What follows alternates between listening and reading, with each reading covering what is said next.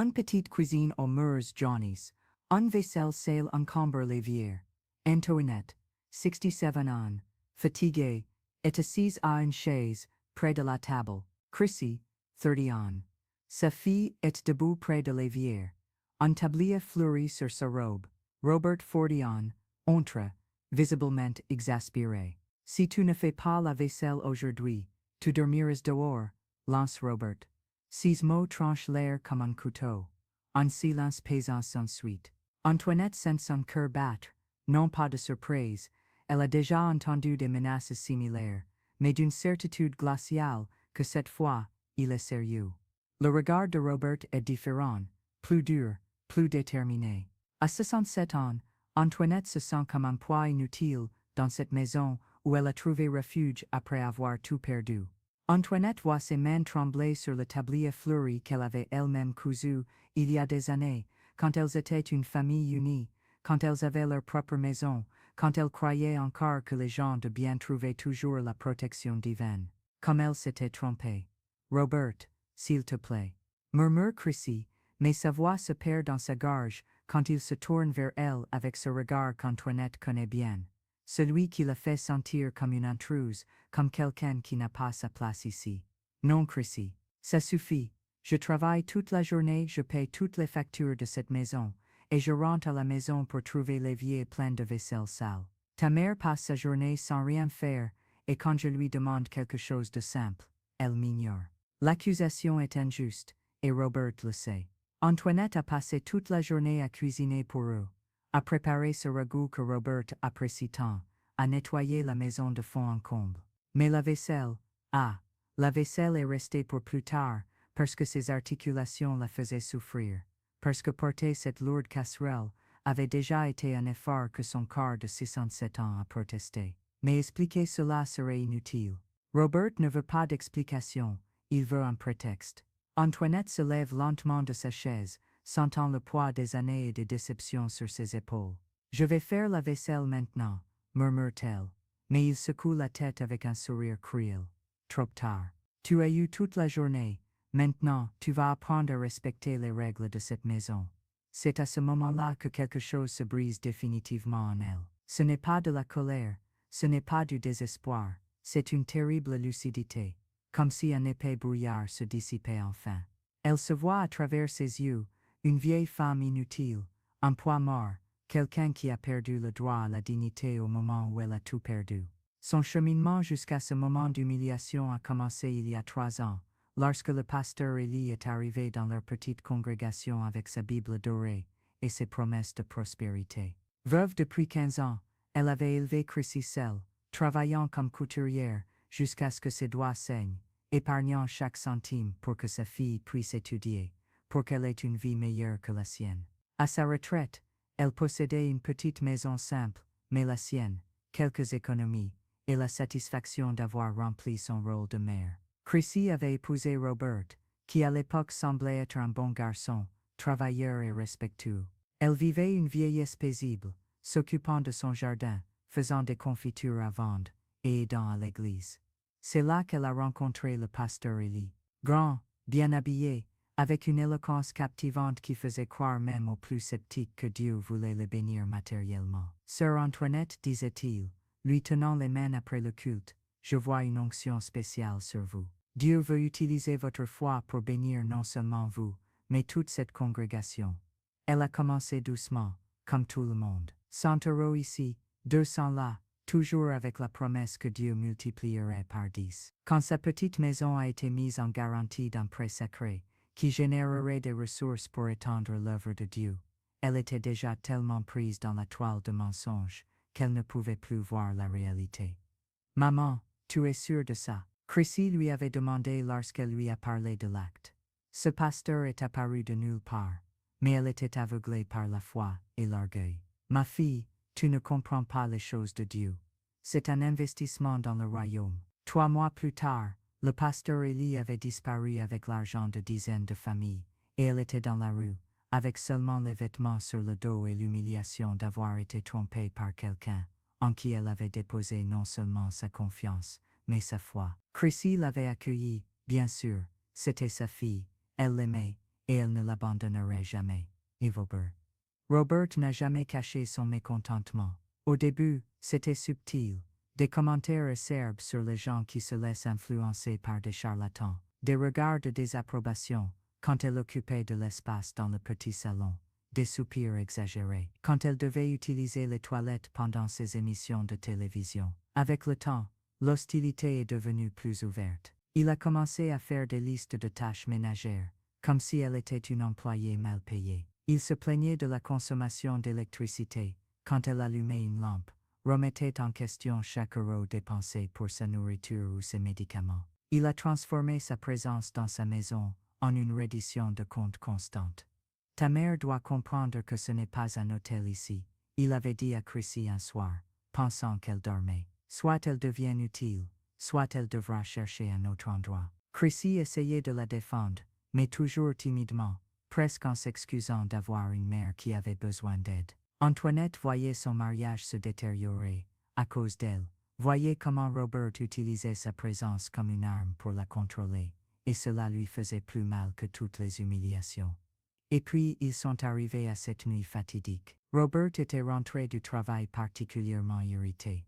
Elle a appris plus tard qu'il avait été réprimandé par son patron pour une erreur dans un rapport. Il avait besoin de décharger sa frustration sur quelqu'un, et elle a toujours été la cible, la plus facile. Debout dans cette cuisine, voyant ma fille pleurer en silence tandis que son mari me mettait dehors, j'ai ressenti une étrange sensation de liberté. C'était comme si toutes les chaînes invisibles qui m'attachaient à cette vie d'humiliation se brisaient enfin. Très bien, ai-je dit, ma voix étonnamment ferme. Je pars. Chrissy leva les yeux, choquée. Maman, non, ma chérie, tout va bien. C'est peut-être le moment. Je suis montée dans la petite chambre que je partageais avec les produits de nettoyage, et j'ai rangé mes maigres possessions dans un sac en tissu, quelques vêtements, mon manteau le plus chaud, mes médicaments pour la tension, et mon petit carnet de recettes, le seul trésor qui me restait des temps où j'étais respectée pour quelque chose, quand les gens venaient chez moi juste pour goûter mes gâteaux et mes douceurs. Robert ne s'est même pas donné la peine de me regarder lorsque je suis descendue avec mon sac. Il était dans le salon, regardant la télévision comme si de rien n'était. Chrissy m'a suivi jusqu'à la porte, les larmes coulant sur son visage. Maman, demain je lui parlerai. Tu reviendras. J'ai pris le visage de ma fille entre mes mains, voyant la jeune fille que j'avais élevée sous cette femme défaite. Chrissy, tu dois arrêter de demander la permission d'exister dans ta propre vie. Et moi je dois arrêter d'être la raison pour laquelle tu t'humilies. J'ai fermé la porte derrière moi, et j'ai commencé à marcher dans les rues désertes de la ville. C'était une nuit froide de juin, et le vent tranchait mon fin manteau comme des rasoirs. Je n'avais pas d'argent pour un hôtel, je n'avais pas d'amis proches. La honte de l'escroquerie m'avait isolé socialement. J'ai marché sans destination, suivant seulement les lumières de la rue, essayant de ne pas penser au fait qu'à 67 ans, j'étais une mendiante. C'est en arrivant à la place de l'église que j'ai vu le groupe. 5 personnes réunies autour d'un feu improvisé, partageant des couvertures et des histoires. J'ai hésité un instant. Toute mon éducation me disait que les gens bien ne se mélangeaient pas aux sans-abri. Mais le froid devenait insupportable, et je n'avais pas le choix. Excusez-moi, ai-je dit, m'approchant lentement. Puis-je rester ici un moment? Un homme d'une quarantaine d'années, avec une barbe grisonnante et des yeux doux, m'a fait signe de m'approcher. Bien sûr, madame. Plus on est de fous, plus on rit. Je m'appelle Jean. Je me suis assise sur le banc en pierre, tirant mon manteau plus près de moi. Jean m'a offert un morceau de couverture, et une jeune femme, qui s'est présentée comme Lucie, a partagé avec moi un sandwich qu'elle avait reçu d'un restaurant. C'est votre première fois dans la rue, a demandé Lucie, sans jugement dans la voix, juste une curiosité sincère. J'ai raconté mon histoire, l'escroquerie, l'humiliation, l'expulsion. J'ai parlé du pasteur Élie, de Robert, de comment j'étais arrivé là. À ma surprise, je n'ai pas ressenti de honte. Ces personnes ne me jugeaient pas, elles comprenaient ce que c'était que de tout perdre et de se retrouver à la merci de la bonté des étrangers. Savez-vous ce qui me fait le plus mal? Ai-je avoué, sortant mon carnet de la sacoche. C'est que j'ai toujours été doué pour quelque chose. Je faisais les meilleurs gâteaux du quartier, des douceurs que les gens venaient chercher de loin. Maintenant, je n'ai même pas de cuisine pour cuisiner. Jean a pris le carnet avec révérence. Puis-je voir? Il a feuilleté les pages jaunies, lisant les recettes écrites de ma jolie écriture au fil des décennies. Madame, ceci est un trésor. Regardez, gâteau au maïs de mamie Antoinette, brioche spéciale pour les anniversaires. Vous avez un héritage ici. Un héritage? J'ai ri amèrement. Un héritage qui ne sert à rien, quand on n'a pas où cuisiner. Qui a dit qu'il ne servait à rien? A interrompu un jeune homme qui s'était approché. Il était maigre, portait des lunettes, et portait un sac à dos rempli de livres. Excusez-moi d'interrompre, mais je n'ai pas pu m'empêcher d'entendre. Je m'appelle Diego, je suis journaliste au journal local. Mon premier instinct a été de me cacher. La dernière chose que je voulais, c'était que mon humiliation finisse dans le journal. Mais Diego avait une expression gentille et intéressée. Je ne veux exposer personne, a-t-il dit rapidement, percevant mon hésitation. Mais il y a une beauté dans votre histoire, que les gens ont besoin de connaître. Pas la partie triste, tout le monde sait déjà que la vie peut être cruelle. Je veux parler de ceci. Il a pointé le groupe réuni autour du feu, partageant de la nourriture et des histoires. De comment la gentillesse existe encore. J'ai passé la nuit sur la place, écoutant les histoires des autres sans-abri, partageant le pain que Lucie avait partagé avec moi, enseignant quelques recettes simples, qui pouvaient être faites avec peu d'ingrédients. Pour la première fois depuis des mois, j'ai senti que j'avais quelque chose à offrir, que mon existence faisait une différence. Au lever du soleil, Diego avait déjà écrit son article. Il me l'a montré sur son téléphone avant de le publier. Une dame de 67 ans expulsée de chez elle par son gendre reçoit l'affection de la rue. L'histoire de Madame Antoinette et comment la gentillesse fleurit aux endroits les plus inattendus. Êtes-vous sûr de vouloir publier ça? Ai-je demandé, encore incertaine. Madame Antoinette, a-t-il dit, utilisant le surnom que les gens de la place m'avaient déjà donné. Votre histoire ne parle pas d'échec, elle parle de résistance et de comment la dignité ne dépend pas de l'endroit où vous vivez, mais de ce que vous êtes. L'article a été publié en ligne le matin. Diego m'a emmené dans un café avec Internet gratuit pour que je puisse voir les commentaires. En quelques heures, l'histoire était devenue virale. Des centaines de partages, des commentaires de personnes indignées par ma situation, des offres d'aide, des invitations à goûter mes douceurs. Une des premières personnes à me chercher fut Madame Mercedes, propriétaire d'un petit restaurant en difficulté au centre-ville. Madame Antoinette, dit-elle, me trouvant encore au café où Diego m'avait laissé. J'ai lu votre histoire, et j'en ai été très ému. J'ai un restaurant qui est sur le point de fermer ses portes. Les gens ne viennent plus comme avant. Mais si vous vouliez faire vos gâteaux là-bas, nous partagerions les bénéfices, et vous auriez un endroit où vivre. C'était surréaliste. En 24 heures, j'étais passé de mendiante à associée d'une entreprise. Mais Madame Mercedes ne faisait pas de la charité. Elle faisait un investissement. Il y avait quelque chose dans mes gâteaux, dans ma façon de cuisiner, qu'elle croyait capable de sauver son restaurant. Et elle avait raison. Le premier jour, je n'ai fait que 3 sortes de gâteaux. Au maïs, à la carotte et au chocolat. J'ai mis une petite pancarte. Gâteau de mamie Antoinette. Recette d'une vie entière. Les gens ont commencé à arriver curieux, attirés par l'article, mais ils sont revenus pour le goût. Ce gâteau me rappelle mon enfance, a dit une dame, achetant une part de gâteau au maïs. Ça fait longtemps que je n'ai pas mangé quelque chose d'aussi bon, d'aussi authentique. Authentique, le mot a résonné dans mon esprit. C'est ce que j'offrais, de l'authenticité. Chaque gâteau portait des décennies d'expérience, d'amour, de souvenirs. Ce n'était pas seulement de la nourriture, c'était de l'affection matérialisée sous forme de douceur.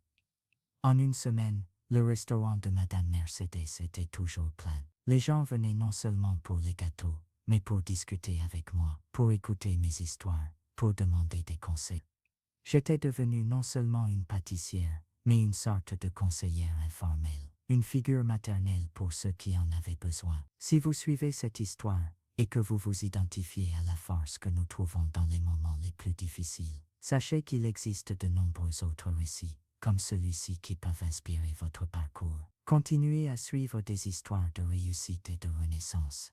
Elle nous rappelle qu'il n'est jamais trop tard pour recommencer. C'est pendant cette période de croissance que j'ai reçu le premier appel de Chrissy. Diego m'avait prêté un simple téléphone portable pour que je puisse communiquer avec les fournisseurs et les clients. Maman, sa voix était étranglée par les larmes. Maman, j'ai vu l'article. Toute la ville parle de vous. Je suis si fière, mais aussi tellement honteuse.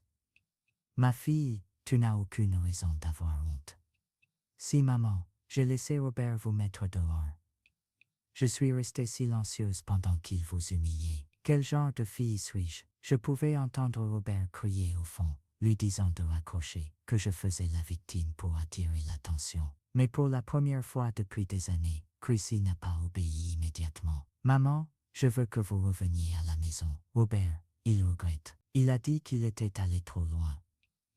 J'ai souri tristement. Chrissy, il ne regrette pas ce qu'il m'a fait. Il a peur des conséquences. Ce sont deux choses différentes. Et c'était vrai. J'ai appris par Diego que Robert avait des problèmes au travail. L'article s'était tellement répandu qu'il était arrivé jusqu'à son entreprise, où certains collègues l'avaient reconnu comme le gendre de l'histoire. Son patron l'avait convoqué, remettant en question son caractère. Un homme qui traite sa belle-mère âgée de cette façon peut maltraiter les clients de l'entreprise, avait-il dit. Mais le moment de vérité est arrivé 2 semaines plus tard, lorsque Chrissy et Robert sont apparus au restaurant. C'était l'heure du déjeuner, et l'endroit était plein de clients qui étaient venus autant pour la nourriture que pour me connaître. J'étais dans la cuisine, en train de terminer une fournée de gâteaux, lorsque Madame Mercedes est venue me prévenir. Madame Antoinette, votre fille est là, et son mari aussi. Je suis sorti dans la salle en me nettoyant les mains sur mon tablier. Chrissy était debout près de l'entrée, visiblement nerveuse, tandis que Robert regardait autour de lui avec une expression entre malaise et mépris. Plusieurs clients les ont reconnus. L'histoire avait été tellement commentée qu'ils étaient devenus des figures connues en ville. Maman, Chrissy s'est approchée, tendant les mains. Vous allez bien? J'étais tellement inquiète. J'ai pris ses mains, sentant à quel point elles étaient froides et tremblantes. Je vais très bien, ma fille. Mieux que je ne l'ai été depuis longtemps. Robert s'est approché, et j'ai pu voir l'effort qu'il faisait pour avoir l'air repentant. Madame Antoinette, je suis venue m'excuser. J'ai perdu mon sang-froid ce soir-là. Vous pouvez rentrer à la maison quand vous voulez. Le restaurant est resté silencieux. Tout le monde observait, attendant ma réponse. C'était comme si toute ma vie convergeait vers ce moment. Le choix entre la sécurité du connu et l'incertitude du nouveau. J'ai regardé Robert, vraiment regardé, peut-être pour la première fois depuis des années. J'ai vu un homme incertain, qui utilisait la cruauté pour se sentir puissant, qui avait besoin de rabaisser les autres pour se sentir grand. J'ai aussi vu que ses excuses étaient creuses, motivées par la peur des conséquences, et non par un véritable changement de cœur. Ensuite, j'ai regardé autour du restaurant, vers Madame Mercedes, qui avait misé sur moi, quand je n'avais eu, vers Diego qui avait raconté mon histoire avec dignité, vers les clients qui étaient devenus des amis, qui venaient non seulement pour mes gâteaux, mais pour la connexion humaine que j'offrais. Robert, et je dis, ma voix ferme et claire, merci pour vos excuses. Je les accepte de tout cœur, mais je ne reviendrai pas. Et choc sur son visage était évident. Chrissy aussi semblait surprise. Maman, mais, ma fille, pendant 3 ans, j'ai vécu chez toi en me sentant comme un fardeau, en demandant la permission d'exister, en me rabaissant un peu plus chaque jour. Ici, dans ce lieu, j'ai découvert que j'avais encore beaucoup à offrir. J'ai découvert que ma valeur ne dépendait pas de la tolérance des autres, mais de ce que je suis capable de construire de mes propres mains. Robert n'a pas pu cacher son irritation. Vous êtes orgueilleuse. Je vous propose de revenir. Non, Robert, vous ne me proposez pas de revenir. Vous essayez de réparer votre image publique. Vous avez peur des conséquences de ce que vous avez fait. Vous ne regrettez pas ce que vous m'avez fait. J'ai compris que je ne me défendais pas seulement moi-même, mais toutes les femmes âgées traitées comme des rebutes, tous les pères et mères devenus indésirables lorsqu'ils perdent leur indépendance financière. Et vous savez quoi? Et je continuais, sentant une force intérieure que je ne savais pas posséder. Je suis reconnaissante pour cette nuit-là. Je suis reconnaissante que vous m'ayez mise dehors, car cela m'a forcé à découvrir que je n'avais rien perdu en perdant ma maison. J'avais encore ma dignité, ma sagesse, ma capacité à recommencer. Diego était au coin du restaurant, prenant discrètement des notes. Plus tard, Il m'a dit que cela avait été la démonstration de pouvoir la plus impressionnante qu'il ait jamais vue. Non pas le pouvoir provenant de la richesse ou de la position, mais celui provenant de la reconquête de l'estime de soi. Chrissy s'est mise à pleurer. Maman, alors vous ne me pardonnez pas, vous ne voulez plus rien savoir de moi. J'ai enlacé ma fille, ressentant tout l'amour que j'ai toujours eu pour elle. Chrissy, mon amour pour toi n'a jamais changé. Mais notre relation doit être basée sur le respect mutuel, pas sur la dépendance. Tu es toujours la bienvenue ici, mais comme ma fille qui me rend visite, pas comme quelqu'un qui me tolère. Ce fut un moment de douleur et de libération à la fois. J'ai vu Chrissy comprendre, dans mes yeux, que quelque chose avait définitivement changé. Que la mère soumise et reconnaissante était morte cette nuit-là froide sur la place, et qu'à sa place avait rené une femme qui connaissait sa propre valeur. Robert a essayé de discuter un peu plus, mais sa position était intenable. Les clients du restaurant ont commencé à manifester leur approbation de ma décision, certains allant même jusqu'à applaudir. Il a réalisé qu'il avait perdu non seulement la bataille, mais toute la guerre. Dans les mois qui ont suivi, ma vie a fleuri de manière que je n'aurais jamais imaginé. Le restaurant de Madame Mercedes est devenu un lieu de rencontre de la ville, célèbre non seulement pour sa cuisine, mais pour l'atmosphère chaleureuse que j'étais à créer. J'ai commencé à donner des cours de cuisine le week-end, enseignant mes recettes à de jeunes mères qui voulaient apprendre à cuisiner. Comme le faisaient les grands-mères, j'ai également créé un groupe de soutien informel pour les femmes âgées confrontées à des situations similaires à la mienne. J'ai découvert que mon histoire n'était pas unique. Il y avait des dizaines de femmes dans la ville qui se sentaient invisibles, jetables, réduites à un poids pour leur famille. Madame Antoinette, m'a dit l'une d'elles, Madame Rose, lors d'une de nos rencontres.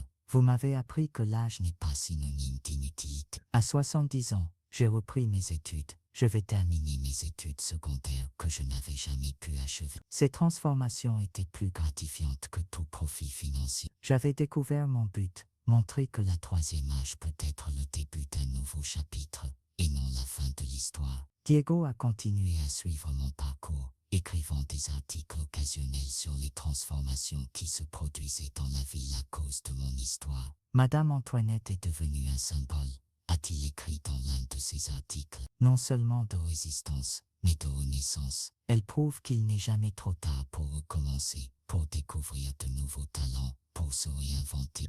Chrissy a commencé à me rendre visite régulièrement, toujours seule. Nos rencontres étaient initialement tendues, chargées de culpabilité de sa part et de rancœur de la mienne. Mais avec le temps, nous avons reconstruit notre relation sur des bases plus solides. Elle a commencé à prendre plus de place dans son mariage, à exiger le respect de Robert. Maman, j'ai appris de vous que l'amour propre n'est pas de l'égoïsme, m'a-t-elle dit lors d'une de nos conversations. C'est un besoin fondamental. Robert, quant à lui, a subi les conséquences de ses actes. Il a été licencié de son entreprise 3 mois après l'incident, officiellement pour restitution, mais tout le monde savait que sa réputation avait